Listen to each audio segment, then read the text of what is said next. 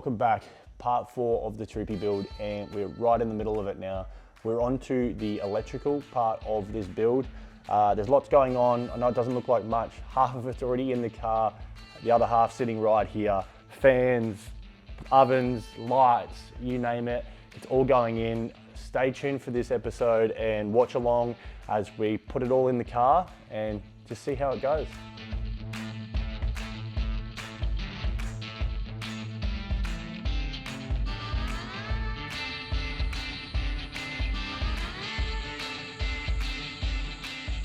Alrighty, so we are in rough-in stage of electrical at the moment. We are full swing. We've currently installed basically some charging points, a couple extra light switches, a light up in the LU cab.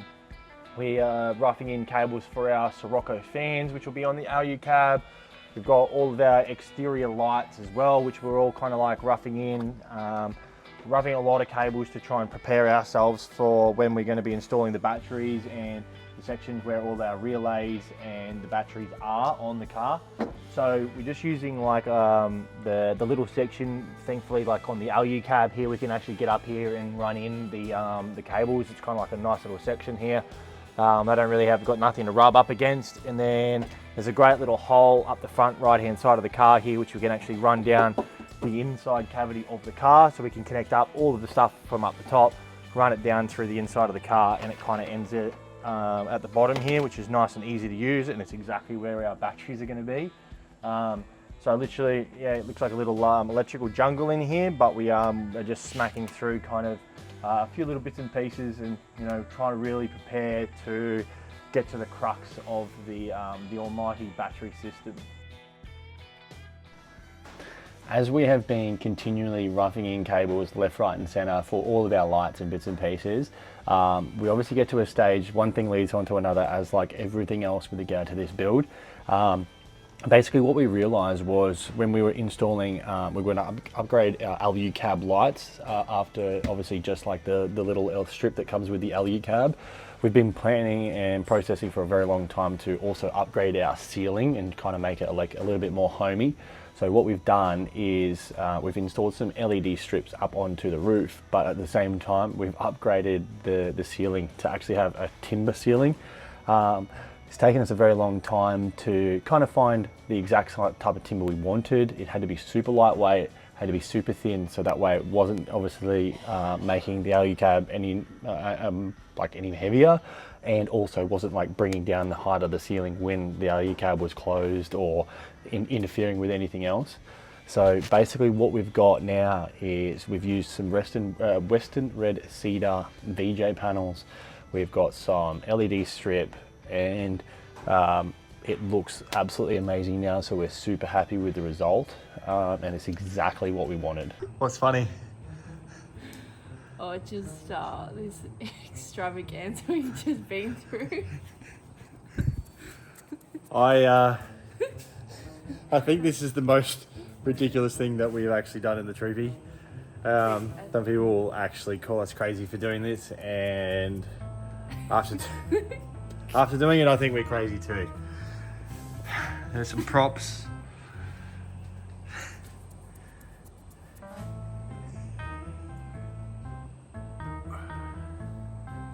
Timber supports. God knows, it's almost 11 p.m. at night. We thought we'd start this at 7 o'clock and it'll only take an hour. Well, lo and behold, almost 4 hours later, and I think we've got the piece up there. We don't really know. All this for a VJ ceiling. Hopefully it looks good. All this for a fucking VJ ceiling. Like, really?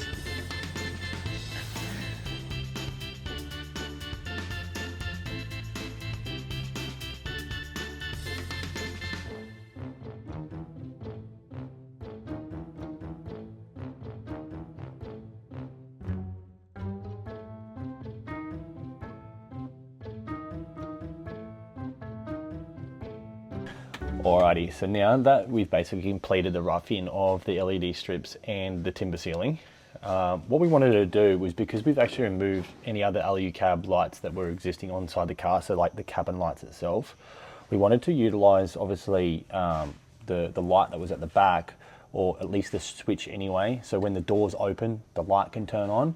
But at the same time, obviously when you have got a door light switch, it still allows you to turn it on even when the doors are closed. So when we're inside the cabin, the light can still work. So we've got ourselves a 3-way switch from the legends over at Switch Boss. So basically we can switch it one way, the lights turn on, or we can switch it the other way. Right now, obviously the doors are open, so the door switch is obviously going to work. We can utilize that. But what I've actually kind of done is I've just made up a little contraption here to replace the original light that kind of goes up at the back of the Troopy. Basically just used the light as a template, and then we just chucked a little dimmer on here as well. So because they're a really white light, we think that obviously, you know, they could be a little bit too bright at some stages.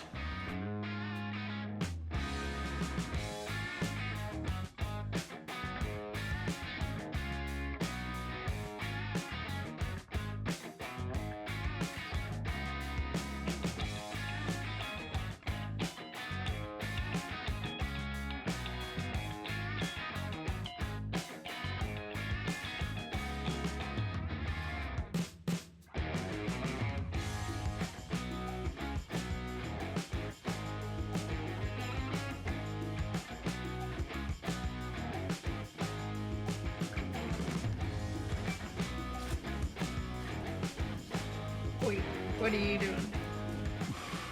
I am currently just finishing wiring up this switch panel that we got from PVS, and it's obviously got a whole bunch of switches in it for all sorts of different things. We've got lights and light bars and spotlights. We installed probably the spotlights easily 6-7 months ago and never wired them up, because obviously I wanted to incorporate them into obviously all the wiring inside the dash. Made up a bit of a loom the other day to obviously try and make it nice and neat. Yeah, a bit of an OCD when it comes to obviously the cabling and making sure obviously everything's labelled, it's got its spot, it's got its home. We've chucked in our UHF receiver inside underneath the glove box here. We installed the aerial probably 6 months ago as well, easily.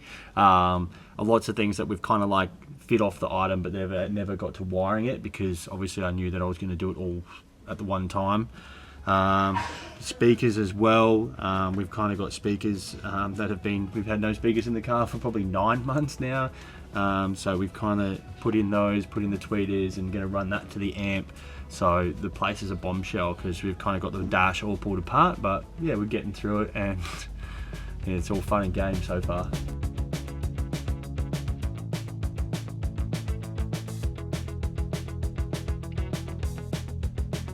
Pretty exciting day today. We are finally getting onto the solar panels on the roof. We have got two 175 watt Renogy solar panels. They actually fit perfectly on the Troopy. So we've got a low profile Rhino rack here. It's only like 1900 long. And then we've also just got this distance up here, which is left over. And basically it fits the 175 watt solar panel pretty well bang on. And also the Renogy solar panel also fits with the width as the kind of like the car narrows in at the front. It's like 1320 wide and the car's like 1330. So obviously gives us a little bit of play to muck around with, which is really good. So I'm just literally making up a bit of a mount now. So we're going to be mounting to the underside of the Rhino rack, so that way the top of the solar panel is actually flush with the top of the Rhino rack, or just a little bit below. So that way, in case we want to use the roof rack for something anywhere in particular, that actually something runs all the way through, that it's not going to foul with the solar panel. And we're just using the Renogy mounts at the fronts, which we'll just bolt in with some Sikaflex as well. And then we're just, yeah, like I said, using the underside here. Then we've got another solar panel going on over the far left-hand side there of the roof rack. We're going to be wiring these up in parallel, and then obviously leaving us basically with half of our roof rack and kind of going, you know, to use it as a proper roof rack, as well as just obviously having a total of 350 watts of solar input, not including any sort of blanket as well. So pretty keen to yeah, get it on and fix it up and get the wires in.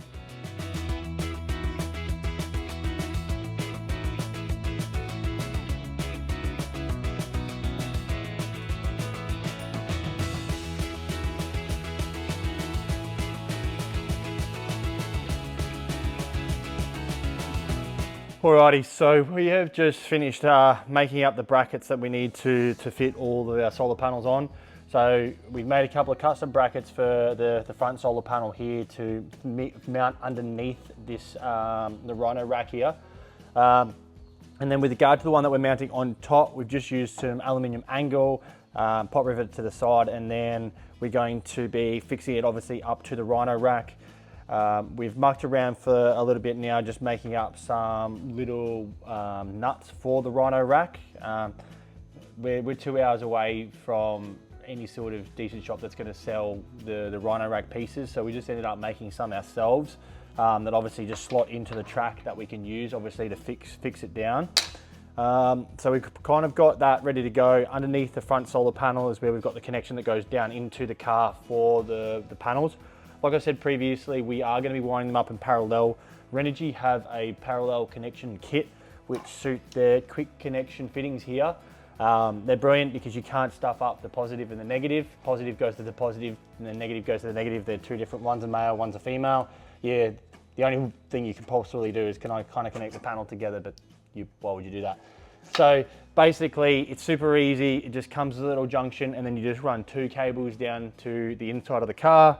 So we're just going to fit this on now, connect the cables up underneath the panel and fit off the front panel as well, and literally run the solar cables down into the car and we're all good to go.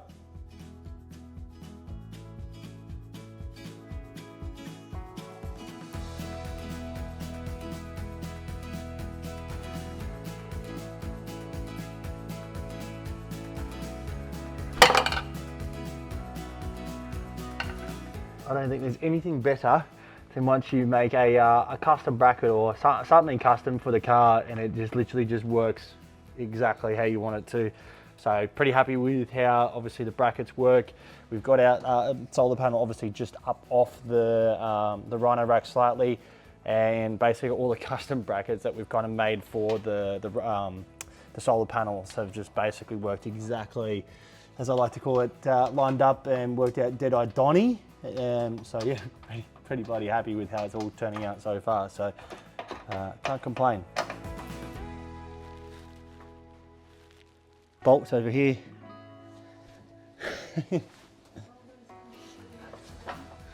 Yep.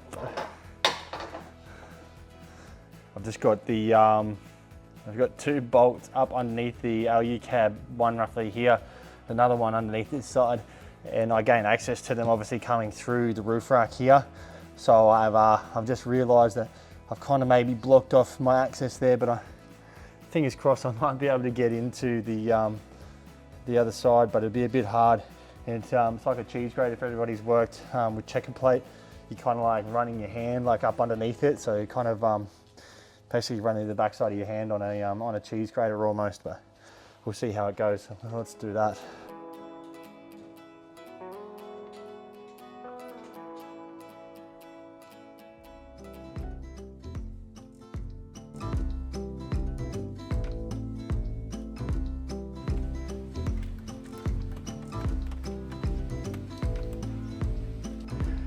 Righto, so pretty stoked so far. We've been able to fully fit off our solar panels on the roof, both the one on the roof rack and the one on the top of the LU cab here. And now we've just recently cut in 4 glands on the side of the car here, on the inside of the LU cab here. So, I mean, at least when it's up, it's still waterproof, or when it's down, obviously there's waterproof from the seal here as well. But we've just been able to run in the gland for our light bar here, run it through, and then also run down through the side of the LU cab from obviously where it comes through from the roof, and run the solar cables down through these. And it actually jumps up into this void of the car, into the LU cab. You can kind of take the panel off from the inside and then run the cables down through this pillar here. It's really good because it's just easy access for all of the cables kind of to get from the roof down inside the car without any worry of like having to drill any major holes or anything where it's actually going to leak. And then we've got a fourth gland here. We're pretty excited. A lot of people have done it, but we're going to be installing a Starlink on the roof. We've purchased a flat mount kit, so we're going to be putting up the dish up on top of the roof, and we've just allowed for a little provision there. We don't have it yet, so we are going to be running that through that same point to obviously run down into the fit out. So pretty keen. It's nice, it's neat, it's tidy. All the cables are kind of hidden. You don't even really know they're there, even when the RU cab's up. It's really kind of like just flush and neat. So bloody wrapped with how it turned out.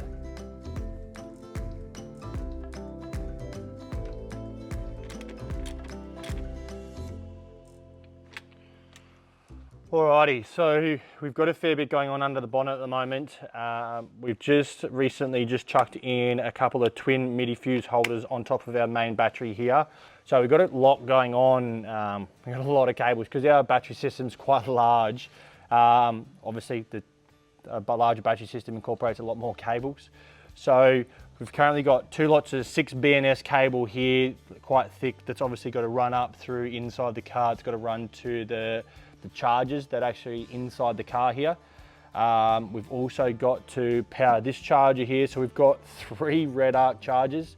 We've got 2 25s and I believe a 50 as well, so a larger one as well. We're going to wire up our Get Home Safe battery. So a lot of all of this product we got from Perth Pro, from the guys also like Klarman Automotive over in WA in Perth. They absolutely know their way around these cars, Land Cruisers, anything. So we obviously relied on them for a little bit of help with regard to obviously what we were doing and what we wanted to do. And we've got a mammoth of a system, same as what they kind of installed there, but obviously being in Queensland, we had to get it sent to us and we get the fun of installing it. So this is their Get Home Safe battery setup. It's a totally new battery. You know, they give you the kit, you've got to do a bit of maneuvering around, but at least that way we've kind of got like a whole battery here. If we somehow run our start battery flat, we've got one here. If our alternator goes flat, goes to the shit, we've obviously got another battery to back us up to be able to obviously, just at least get the car started and get us going again. We've got cables galore. We've got our antenna radio cables to go through. We've got spotlight feeds to go through. We've got light bar feeds to go through. And then, basically we've got to try and somehow get that all through the firewall of the car, which is, as anybody knows who's done any sort of wiring on cars, is absolutely fun and games. So literally just trying to get the cables to where they need to be able to pull them through, and then we'll kind of just go from there.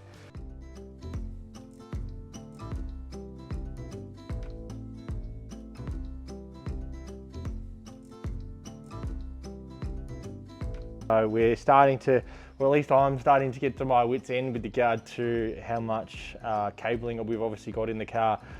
Look, that's our own decision to make, but it's just getting very tedious. So, and it's one of those things that kind of makes you feel like you're not getting very far because you don't see many results. So it's not as satisfying as maybe you'd like, but we are getting there slowly. But we've got one more 6 BNS cable to run through, and we've got an 8 BNS cable to run through on the other side, which is going to be fun because that's the side that we've got 2 6 BNS cables running through as well. So it's 2 of these.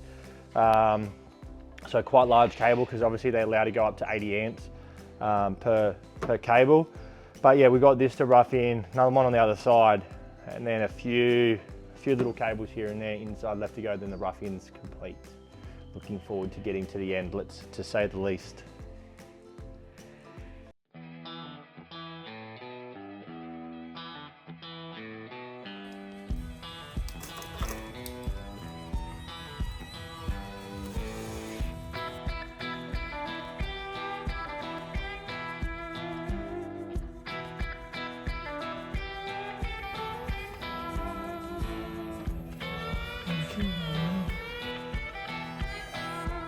Alrighty, so welcome back to the cable jungle.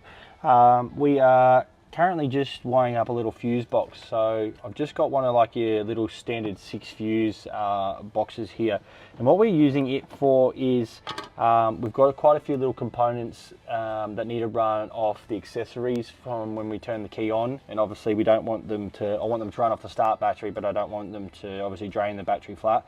So we've got an amp trigger, so for the amp that we've just installed, we need to obviously trigger it to turn on. We've got a UHF to turn on. We're going to use some rock lights underneath the car, the airbag switch, the clear view side mirrors, and then our rear vision mirror, which has obviously got like a full-time camera on it as well. So basically what we've done is we've run a 6mm cable from where our Egon relay hub that we're going to be installing from the start battery, and that's now triggering. We've got a what do we call it?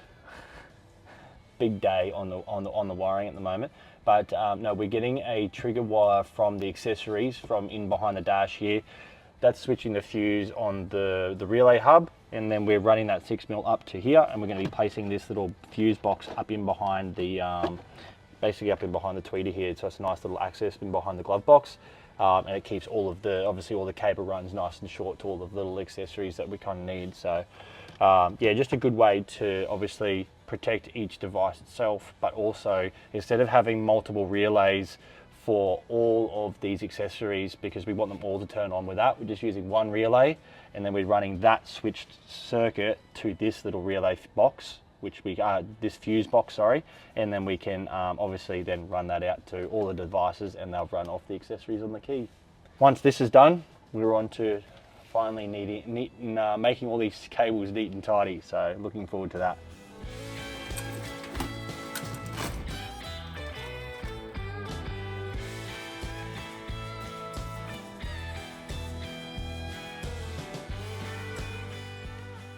We are pretty well, almost, let's say 98% done underneath the bonnet, or 99% done. We've got a few little more cables to run, just like a few feeds to these MIDI fuse holders here that we've got, but obviously nothing too major until we've obviously fitted off inside the car. And we've got just one more cable here to fit off, because we're one lug short for our alternator setup. We've upgraded our alternator to a 250 amp hour Endura power alternator. So we just obviously had to upgrade the cabling to that. Basically, MIDI fuses are fit off. All of our cables are fit off to where we need to for the moment for our winch, and we've chucked in a set of thermal fans as well, so they're pretty good. We've got the amp running. We've got cables running through the firewall. We've got every single cable through the firewall, which is we're really happy about, because it was a bit of a mission to say the least. We've got our Get Home Safe battery back in. Everything's looking pretty nice and tidy in here now. Really happy with how it kind of turned out. Made a little bit of an error to start with. We ended up buying one of the brackets for the front, and we didn't need it because we didn't need the spare DC to DC charger. The Get Home Safe battery itself just runs off the solenoid and has a VSR in it, so voltage sensitive relay built inside the solenoid down there. So basically, once this power is getting charged, it automatically flicks it over and this starts charging from direct connection. So there's no need for the BC to DC charger there. We've put in our winch isolator, which is great. We made up a little bracket down here inside the car there, inside the bonnet, to fit off the winch. And obviously, honestly, everything's looking really good. We've also installed a secondary fuel filter and some diff breathers as well while we're under here. You know, make hay while the sun shines. So we're here, let's do it. And we've smashed everything out. So everything's looking really good at the moment. So far so good. We've tested a few things and everything works. So I can't really complain.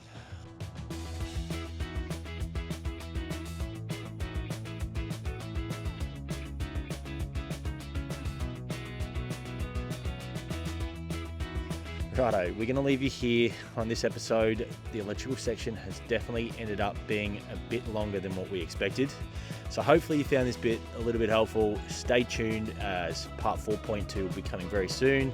There's plenty more electrical to come. Thanks for watching.